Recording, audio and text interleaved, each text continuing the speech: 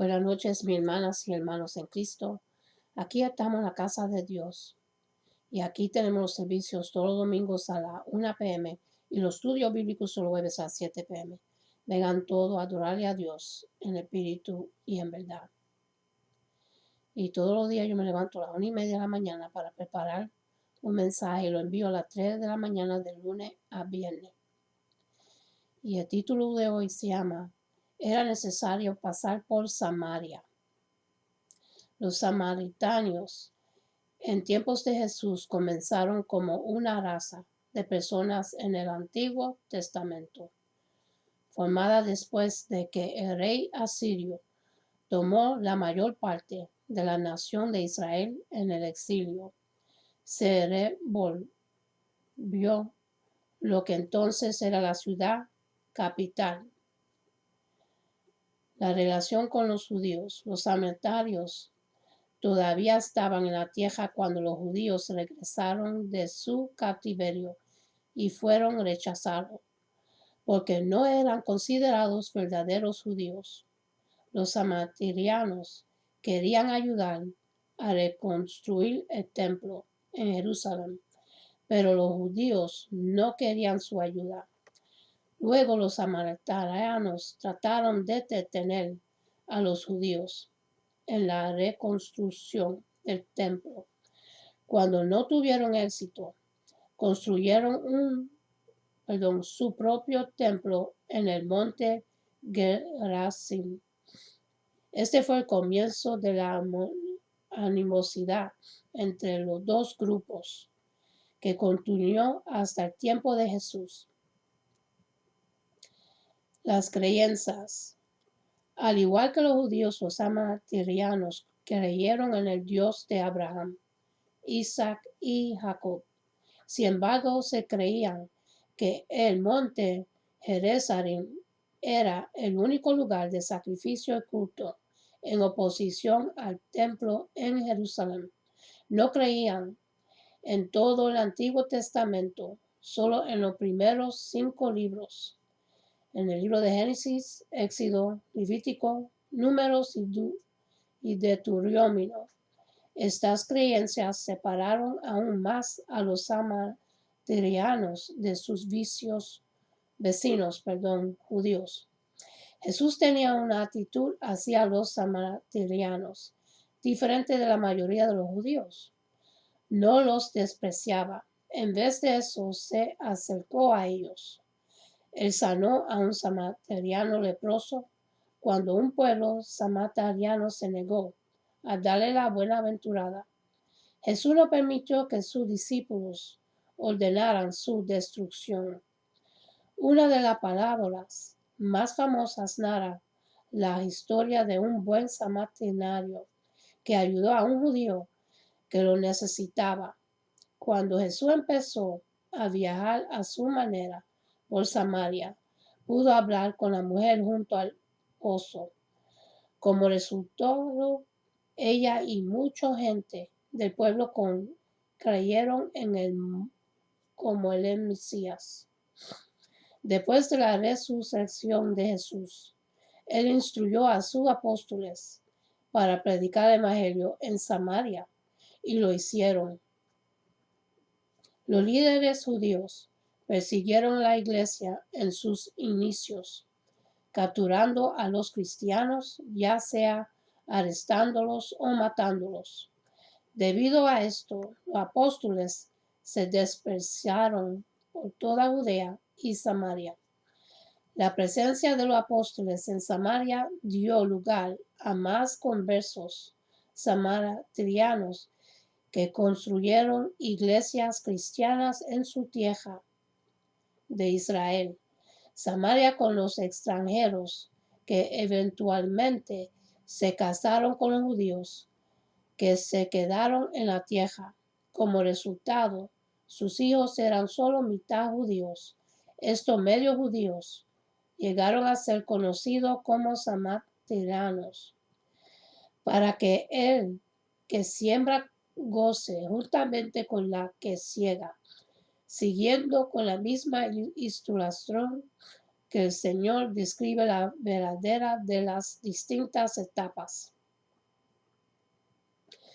Lo que labraron, el que siembra, el que ciega. Quizás podemos identificar a los labradores como los profetas del Antiguo Testamento, que llevaron a cabo una labor lineal de despertar conciencias, de aguantar en días malos, de predicar la palabra en oídos sordos. Esta fue una tarea ingrata y muy dura, pero sin ella no se podía haber llevado a cabo la siembra y la siega. Luego tiene lugar la siembra. En ella aparentemente se pierde el grano que se echa en el campo, pero es una labor igualmente necesaria si se quiere ver fruto.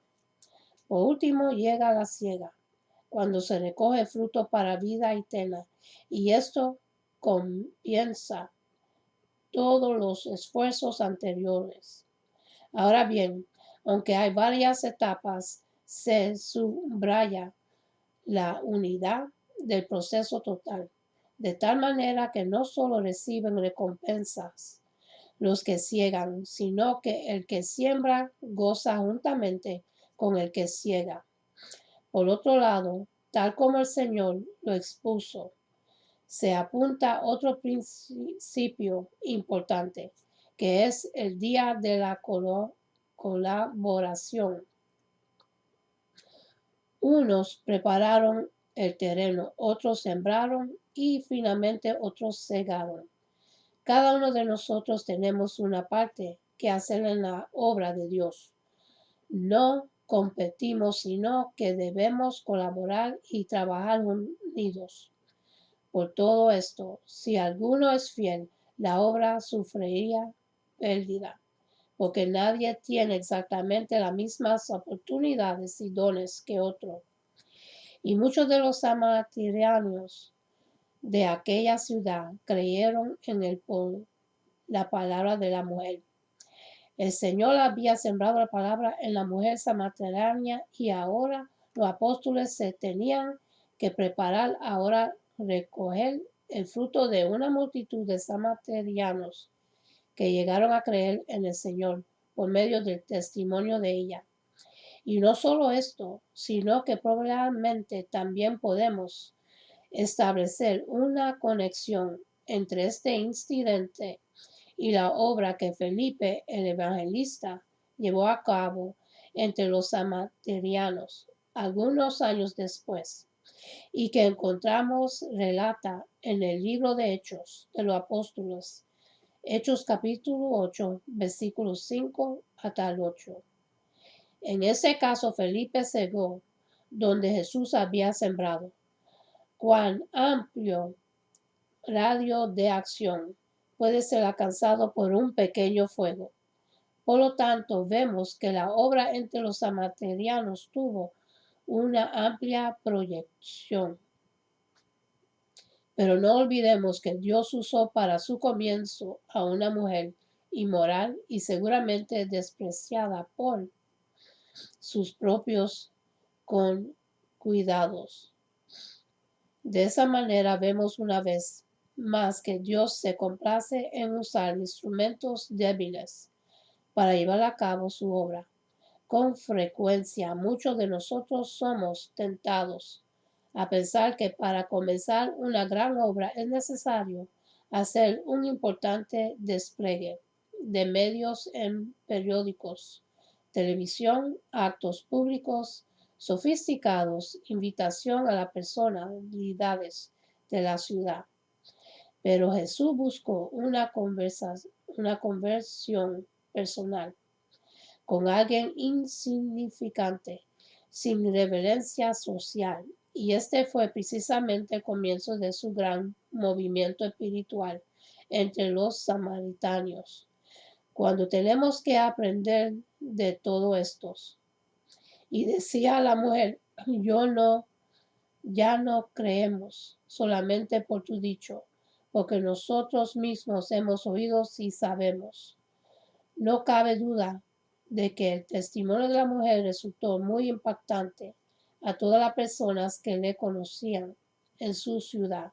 Un cambio tan radical tuvo que llamarles necesariamente la atención y aún más la fuerza, el entusiasmo y la convicción con que hablaba de Jesús. Esta fue la primera razón por la que los samaritanios creyeron en Jesús. Y normalmente siempre es así. Llegamos a Jesús porque alguien nos habló de él. Pero una vez que se produjo el primer encuentro entre Jesús y los samaritanios, ellos debieron comprobar inmediatamente que había algo especial en él, de tal manera que contra todo pronóstico le rogaron que se quedase con ellos, algo a lo que el Señor accedió.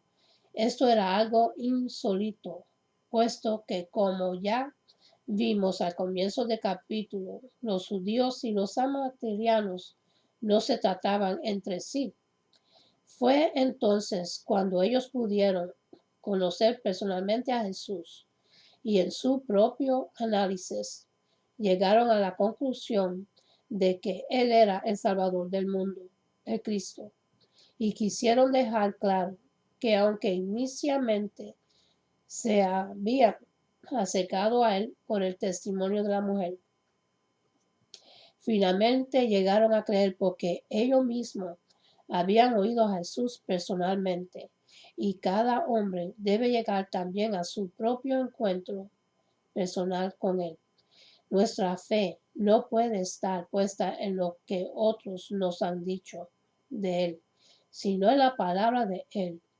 Al final del pasaje, todos los samaritanios estaban de acuerdo en que Jesús era el Salvador del mundo. Este también fue un paso muy importante, sobre todo si tenemos en cuenta las rivalidades religiosas que había entre judíos y samaritanios. Ellos llegaron a entender y aceptar que Jesús no era un Mesías exclusivamente de los judíos, sino del mundo entero. Qué gran fruto tuvo el breve ministerio del Señor entre los samaritanios. Ahora entendemos por qué le era necesario pasar por Samaria. La palabra Samaria es una adaptación griega del término hebreo Shamron y samaritanios. Es una adaptación griega del gentilicio Shamronim, y ambas palabras, Samaria y samaritanios, nos vienen de la Septuaginta griega.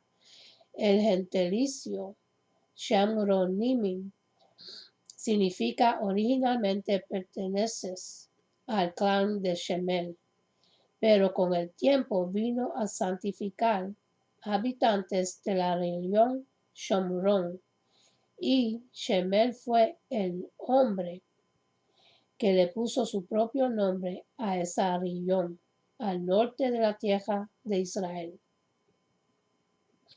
Lo que sí es cierto es que el nombre Shemel tiene su origen en la palabra Shomer, que significa guardián. Así que Shomronim, aparte de ser un gentilicio, significa también los guardianes. Y si recordemos que los habitantes de Shamron, Samaria, eran originalmente todos israelitas adoradores de Jesús, entonces podemos decir que nosotros los adoradores de Jesús, que somos herederos de los israelitas, Shemronim, originales de las 10 tribus, somos entonces verdaderos Shoremim, y como Shoremim, entonces somos guardianes de la antigua cultura y fe de las 10 tribus originales del norte de Israel, los Shemronim originales. Por eso es que como guardianes de la antigua fe hebrea es un honor para nosotros portar y reverenciar y publicar el glorioso nombre de nuestro Padre Jesucristo, pues el mundo judío lo ha abandonado y el mundo cristiano lo ha desconocido y menospreciado hasta hoy. Pero aquí estamos para dar testimonio de este sagrado nombre que sería invocado por todos los pueblos del mundo en el reino mesiánico milenial. Y Zacarías capítulo 14, versículo 9 y Sonofia capítulo 3, versículo 9. Parábola del buen samaritano. El Evangelio de Lucas capítulo 10, versículo 25 hasta 29. Dice así, y he aquí un intérprete de la ley se levantó y dijo para probarle, maestro, haciendo qué cosas heredaré la vida eterna. Y él le dijo, ¿qué está escrito en la ley? ¿Cómo lees? Aquel respondió, dijo, amarás al Señor tu Dios con todo tu corazón y con toda tu alma y con todas tus fuerzas y con toda tu mente y a tu prójimo como a ti mismo. Y le dijo, bien, has respondido, haz esto y vivirás. Pero él, queriendo justificarse a sí mismo, dijo a Jesús, ¿y quién es mi prójimo? Por buscar cómo probar a Jesucristo, si conocía de la ley, los fariseos reciben la respuesta de amar a Dios con tu corazón y a tu prójimo como a ti mismo, pero insisten en saber quién es el prójimo. El Evangelio de Lucas capítulo 10, versículo 30 hasta 37. Respondiendo Jesús dijo, un hombre desciende de Jerusalén a Jericó y cayó en manos de ladrones, los cuales le despojaron y hiriéndolo se fueron, dejándole medio muerto. Aconteció que descendió un sacerdote por aquel camino y viéndole pasó de largo. Asimismo un levita, llegando cerca de aquel lugar y viéndole pasó de largo. Pero un samaritano que iba de camino vino cerca de él y viéndole fue movido a misericordia y acercándose vendó sus heridas, echándoles aceite y vino y poniéndole en su cabalgadura, lo llevó al mesón y cuidó de él. Otro día al partir sacó los denarios y los dio al misionero y le dijo, cuídamele y todo lo que gastes de más, yo te lo pagaré cuando regrese. ¿Quién pues de estos tres te parece que fue el prójimo del que cayó en manos de los ladrones? Él dijo, el que usó de misericordia con él. Entonces Jesús le dijo, ¿veías tú lo mismo? Prójimo, cerca, cercano, vecino, sacerdote, dan servicio en el templo. Levita, dedicados al servicio en el templo. Jesús nos muestra que después de amar a Dios sobre todas las cosas, debemos amar a nuestros prójimos como a nosotros mismos. La lección que dan los samaritanianos fue mayor que la de los sacerdotes y levitas. ¿Qué más hicieron los samaritanianos? Que ayudaron o amaron realmente al prójimo, como lo dice el todo de los dos mandamientos. ¿Quién son nuestros prójimos o prójimas más cercanos? La esposa o el esposo, los hijos, el fin, nuestro hogar y luego los de nuestra calle, barro, iglesia, etc. Y con esto termino. Y ahora para los que quieren recibir a Jesucristo en su corazón, para que puedan recibir la promesa que Él nos da para vivir por toda la eternidad y para que su nombre esté escrito en el libro de la vida. Repitan conmigo la oración de salvación y con esta oración serán salvos. Padre Celestial, en el nombre de Jesús, yo me arrepiento de mis pecados y abro mi corazón para que Jesús venga dentro de mí. Jesús, tú eres mi Señor y Salvador. Creo que moriste por mis pecados y se levantó de los muertos. Lléname con tu Espíritu Santo. Gracias, Padre, por salvarme en el nombre de Jesús. Amén. Y para los que se han alejado del camino del Señor, lo único que tú tienes que hacer es confesar tu pecado, arrepentirte y Él te recibe con los brazos abiertos, porque no quiere que nadie perezca. Nunca es tarde para volver para atrás a los brazos del Dios Todopoderoso, porque no quiere que nadie perezca. Él nos ama y siempre está ahí a nuestro lado, velándonos y esperando que nosotros lo recibimos en nuestro corazón. Y ahora vamos a empezar en oración. Vamos a comenzar primero con el Padre nuestro. Padre nuestro que está en los cielos, santificado sea tu nombre. Venga tu reino. Hágase tu voluntad en la tierra como en el cielo. Danos hoy el pan de este día y perdona nuestras deudas, como nosotros perdonamos nuestros deudores. Y no nos dejes caer en la tentación, sino que líbranos del malo. Amén. Y ahora vamos a hacer una oración para las personas que están enfermas. Oh Padre Santo, Dios de Abraham y Dios de Israel. Oh Padre mío y Señor mío, vengo, mi Dios, delante de ti para pedirte tu ayuda, tu misericordia, que es infinita, y tu amor. En tu nombre, mi Dios, envío tu palabra, la cual jamás regresa vacía, porque hará lo que tú dices en ella y lo consumirá, porque tú eres altísimo sobre la tierra y toda la creación, y está tu palabra ahora mismo, que yo estoy enviando en el nombre que es sobre todo nombre poderoso de Jesús de Nazaret, hacia todo enfermo, ya sea físico o espiritual, sabiendo y creyendo que tu palabra como espada afilada penetra así lo más profundo de lo que es enviada, y reconociendo tu poder, Padre mío, reconociendo, Padre, tu fidelidad,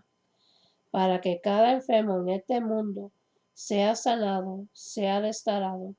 Hacemos un llamado de victoria y de sanación, declarando, es hecho por el poder de tu Santo Espíritu, ahora mismo en todo lugar y a toda criatura hecha por tus manos, de tu creación, oh Padre mío.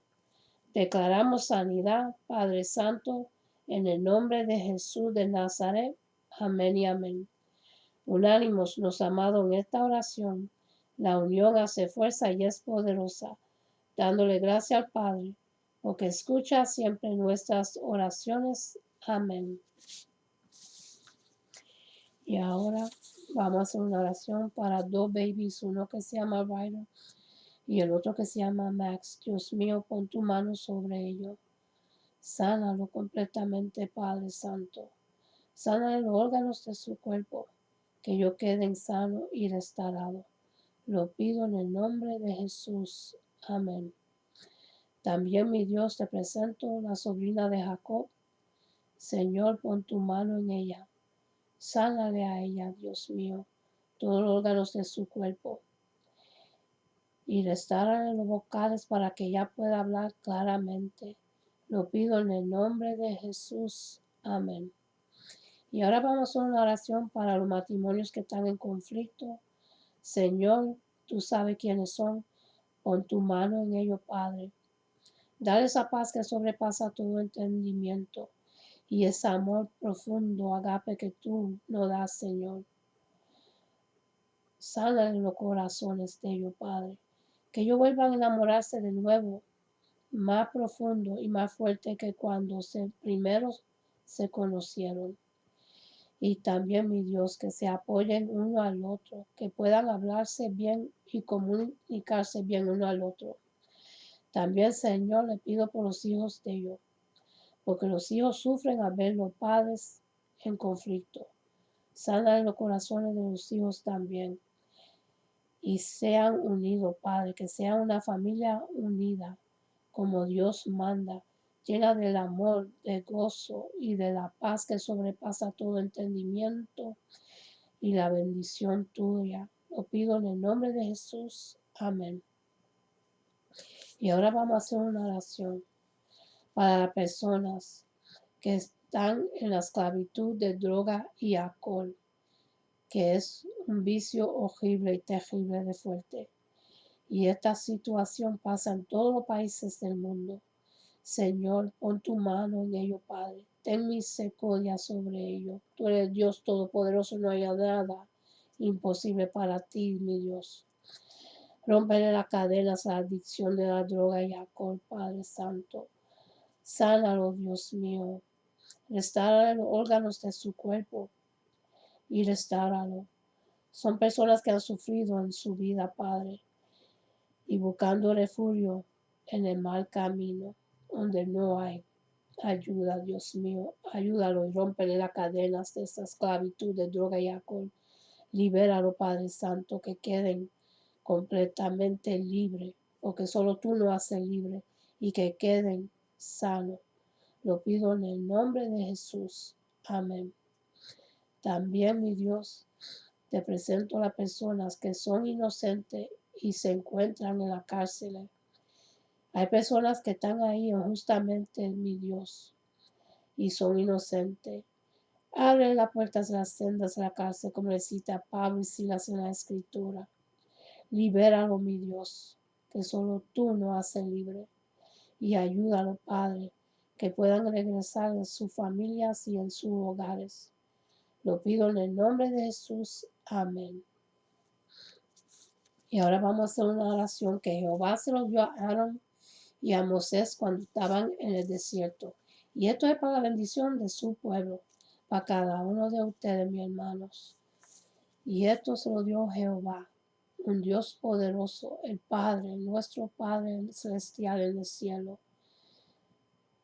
Un Padre lleno de misericordia, de amor, que nos bendice y desea lo mejor para cada uno de nosotros.